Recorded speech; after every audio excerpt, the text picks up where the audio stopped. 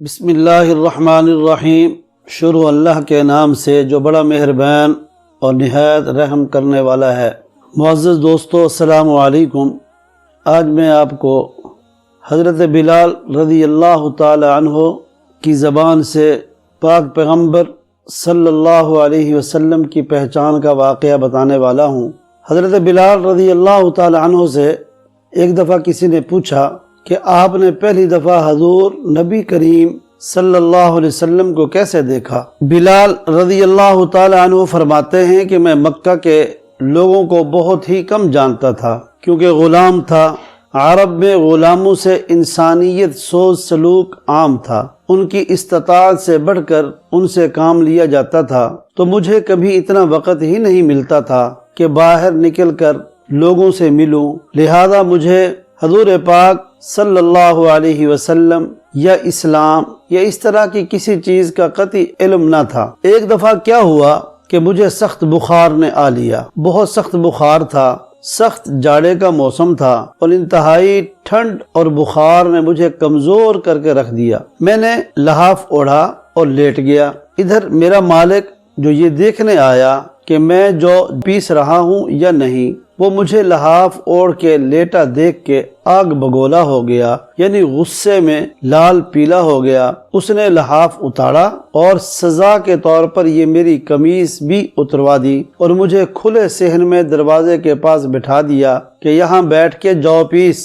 اب سخت سردی، اوپر سے بخار اور اتنی مشقت والا کام، میں روتا جاتا تھا اور جو پیستا جاتا تھا۔ کچھ ہی دیر میں دروازے پہ دستک ہوئی۔ میں نے اندر آنے کی اجازت دی تو ایک نہایت متین اور پر نور چہرے والا شخص اندر داخل ہوا اور پوچھا کہ جوان کیوں روتے ہو؟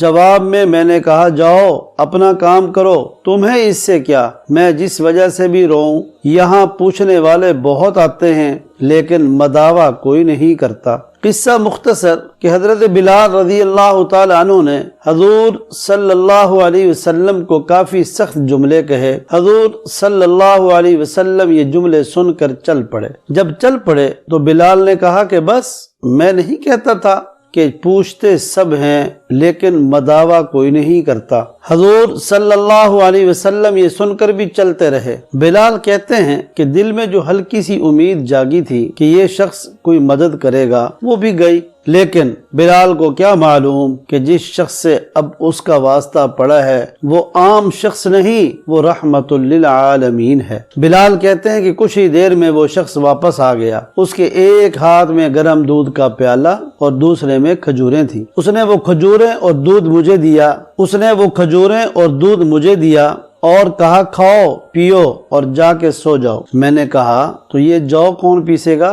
نہ پیسے تو مالک صبح بہت مارے گا۔ اس شخص نے کہا تم سو جاؤ، یہ پیسے ہوئے جو مجھ سے لے لینا۔ بلال سو گئے اور حضور صلی اللہ علیہ وسلم نے ساری رات ایک اجنبی حبشی غلام کے لیے چکی پیسی۔ صبح بلال کو پیسے ہوئے جو دیے اور چلے گئے۔ دوسری رات پھر ایسا ہی ہوا، دودھ اور دوا بلال کو دی اور ساری رات چکی پیسی۔ ایسا 3 دن مسلسل کرتے رہے جب تک بلال ٹھیک نہ ہو